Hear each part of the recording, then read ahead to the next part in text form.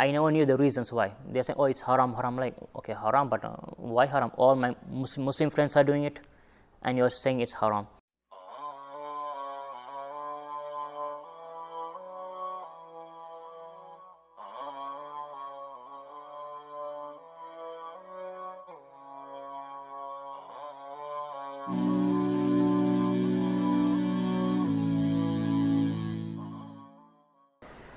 My name is Hayat Marso.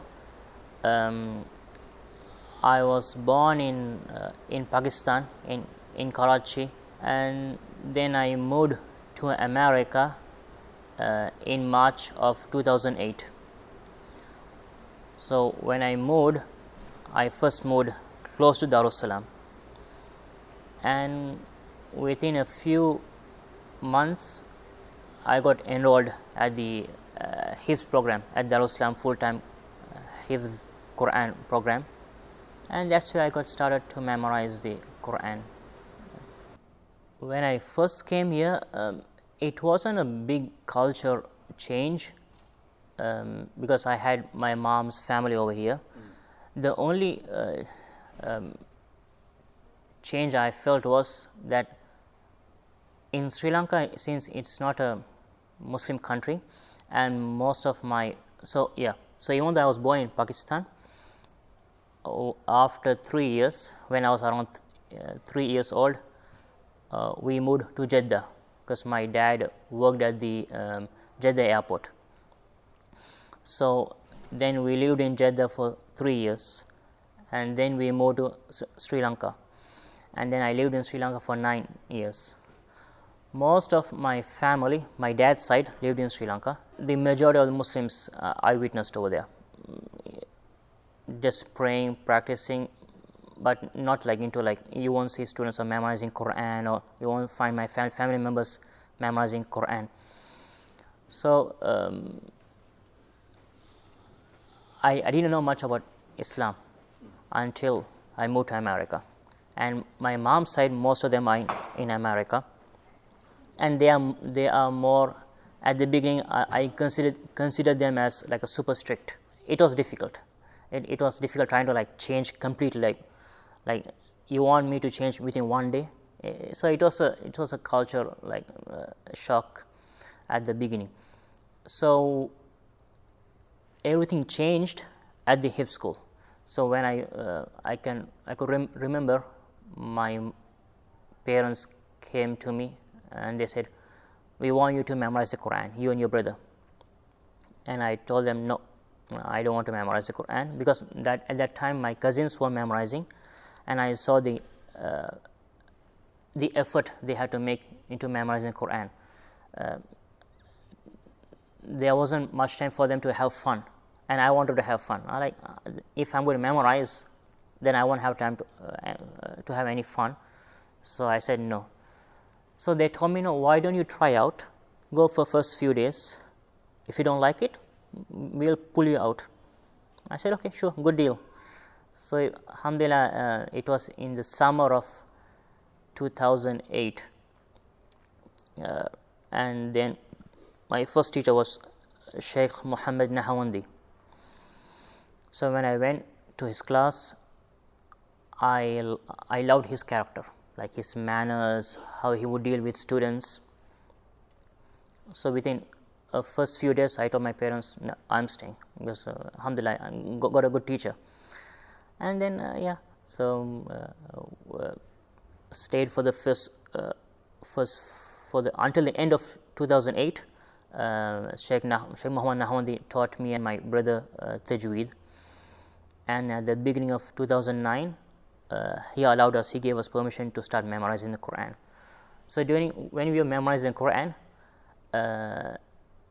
Imam Safi Khan would always come every week and give a class on Aqeedah and different topics.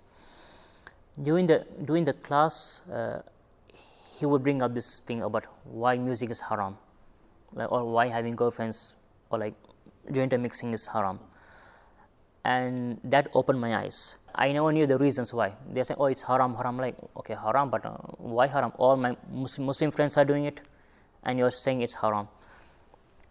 So alhamdulillah, Imam Safi was the one, like at the beginning he used to teach us, and then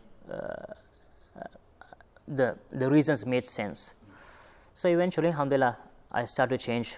Then when I was almost done memorizing the Quran, that's when I started, okay, I need to learn more about this stuff. I need to know the answers of how I can tell them that why is it wrong. Because alhamdulillah, I mean, most parents, Muslim parents, they would say to their kids it's haram, but they won't tell them why it's haram. I believe if Muslim parents explain to children, like for example LGBTQ, yeah, it's wrong, no, it's haram, that's it.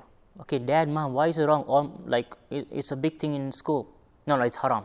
But if you tell them, then they will begin to understand that in Islam it makes sense, everything makes sense.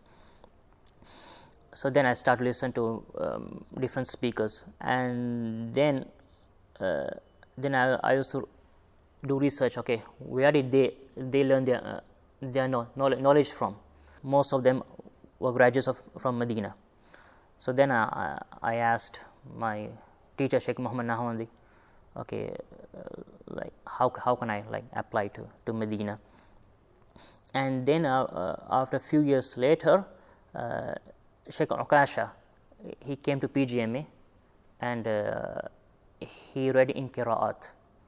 So now this is the first time I'm exposed to Qira'at. No one knew that you could recite Malik Yawmiddin or Kuf an Ahad, Kufu an Ahad. So I asked my teacher Sheikh Muhammad Nahwandi, do you know any Qira'at? He said no. I was like, so I said, I need to learn that science. So again, you want to learn Medina? So right after so then I start to look up online, okay, how can I apply to Medina? And then they said, okay, once you finish high school, apply to Medina. So eventually, alhamdulillah, I memorized the Quran, then finished my high school, and right after I finished my high school, I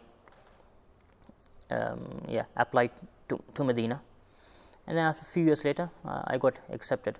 So like Imam Safi, Sheikh Harun, when first time I heard him recite, alhamdulillah, mashallah, good reciter, and then people would say, then that's the first time I got exposed to something called ijaza. Like, what is ijaza? Oh, it's a sanad. Okay, it's a chain that you recite to a teacher who has that ijaza, and then they fix on your tajweed, how to recite. I like, oh, I want one. So then I could remember my mom one day, I was leading Taraweeh, and then she prayed behind me, and usually she gives advice, okay, how could you make it better? So one day she told me that Sheikh Harun, the way he recites at the end, he drags, whenever he ends the salah, he drags it. So for example, you will say الذي أطعمهم من جوع وآمنهم من خوف. So people know, okay, that's the ending. So she told me, do the same thing. So I said, oh, okay. So alhamdulillah, Imam Safi, Sheikh Harun, Sheikh Muhammad Nahwandi, and I also met Sheikh Zahid, came to teach us at the Hafidh program, and so they four were like a real like motivators that like inspired me to like change and like seek Islamic knowledge and learn Qira'at and so on.